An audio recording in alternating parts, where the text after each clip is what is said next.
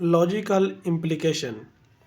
A proposition P is said to logically imply a proposition Q written as P imply Q के एक proposition P जो है वो logically imply करेगी Q को। कब करेगी? जब if Q is true when ever P is true. अगर क्या हो कि P ट्रू हो तो Q भी क्या हो जाए? ट्रू हो जाए। तो फिर हम कहेंगे जो P है वो लॉजिकली इम्प्लाई कर रही है Q को।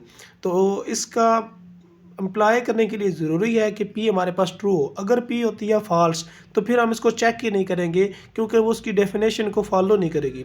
उसकी डेफिनेशन को फॉलो करने के लिए इम्प्लीकेशन की पहले जो हमारे पास P है, पहली प्रीपोजिशन है, वो ट्रू होनी लाजमी है। अगर वो ट्रू होगी तो फिर हम देखेंगे कि आगे वाली क्या है, वो ट्रू है। अगर वो ट्रू होगी तो वो इम्प्लाई करेगी।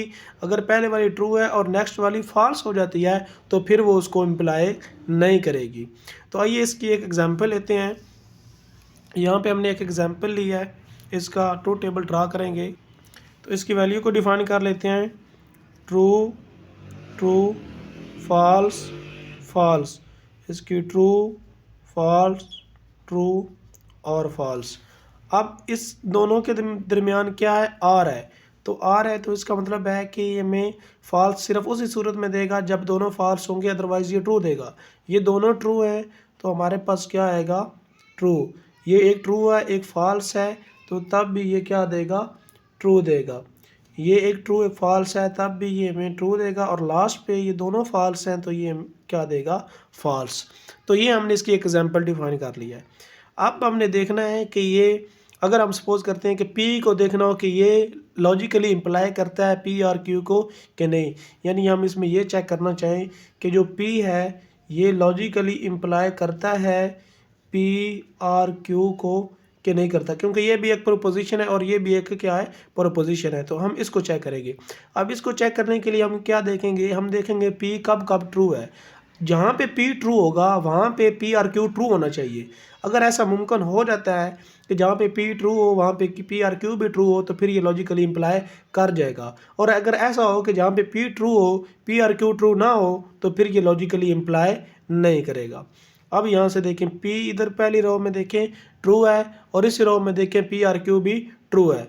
सेम इस तरह दूसरी लाइन में देखें P ट्रू है और P और Q भी क्या है? ट्रू है। और आगे तो ये दोनों फॉल्स है, इसको चेक ही नहीं करेंगे, सिर्फ ये दोनों पहले दोनों पे अप्लाई होगी। तो इसका मतलब क्या हो गया कि जब P ट्रू था P और Q भी क्या आ गया है? ट्रू आ गया है। तो इसलिए ये P जो है वो लॉजिकली अप्लाई कर गया है P और Q को।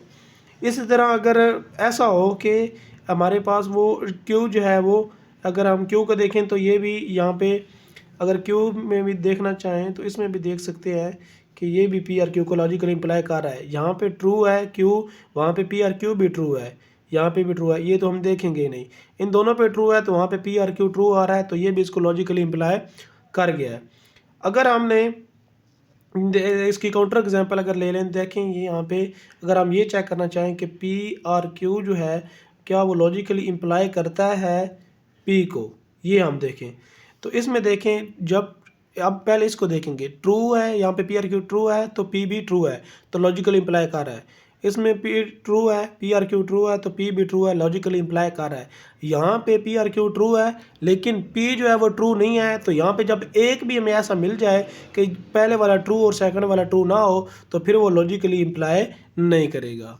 तो उम्मीद है आपको इस चीज़ की समझ आ गई होगी कि लॉजिकल इम्प्लाई कैसे करता है। अगर हमारे पास दो प्रोपोजिशन दी हों तो पहले वाली प्रोपोजिशन जो है वो ट्रू हो और सेकंड वाली भी क्या हो जाए? ट्रू हो जाए, तो फिर हम कहेंगे कि वो फर्स्ट वाली जो है वो सेकंड वाली को इम्प्लाई कर रही है, लॉजिकली इम्प्लाई कर रही है।